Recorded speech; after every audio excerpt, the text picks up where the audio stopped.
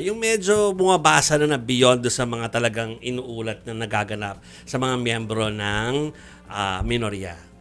The fate of Lauren Legarda, the fate of Jinggoy na nagpunta ng ospital kahapon dahil sa meniscus tear issue niya.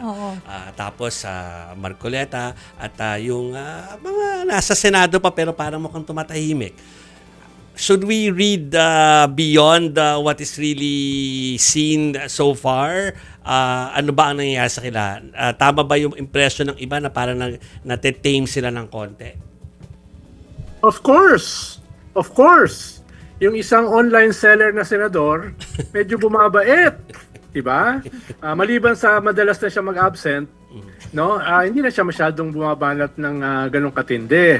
Lalo na, mukhang ang daming kaso na haharapin siya, no? In the near future. So,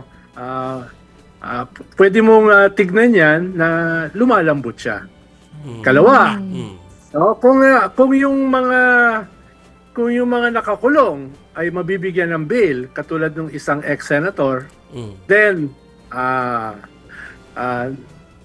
pwede mong sabihin na lumalambot na sila. Diba? Yung nasa abroad na nakasiklib, no?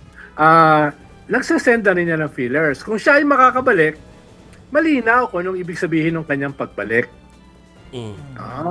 So, yes, maraming nangyayari behind the scenes.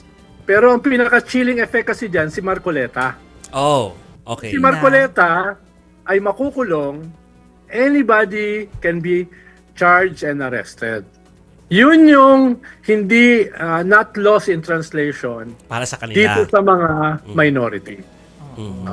Although, sino ba naman ako? Wala namang aamin dyan eh. Na yan ay factor. Yung akin lang ay kuro-kurong kaunti. Dahil tinanong ako ni Joby eh.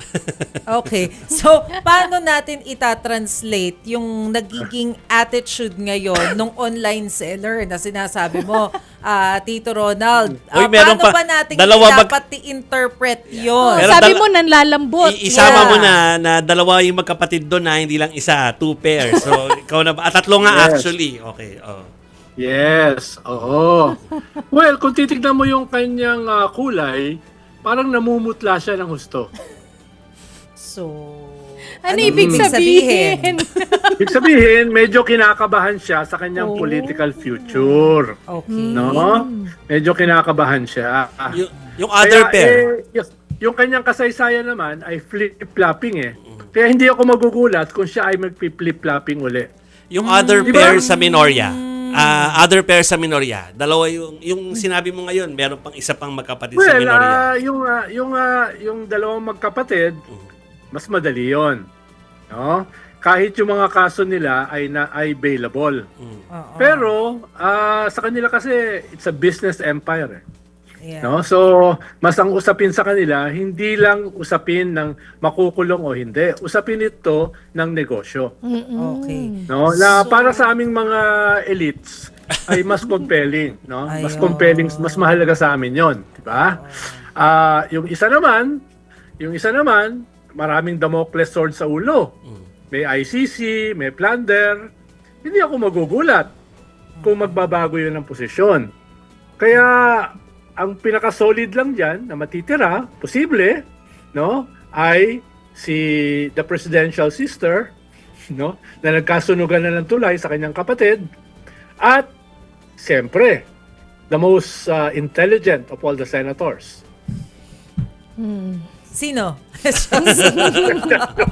Parang may duda kayo kung sino. Most intelligent, syempre yung number 1. Oo, Not sure. Siyempre, di ba? Siyempre. So, yun safe yung to pinaka-solid. say na sina business magnate at saka sina online seller ay pwedeng may negotiation ngayon. Ganun ba yon? Tama ba na sabihin yon? Pwede. Iiwanan ko na lang sa pwede.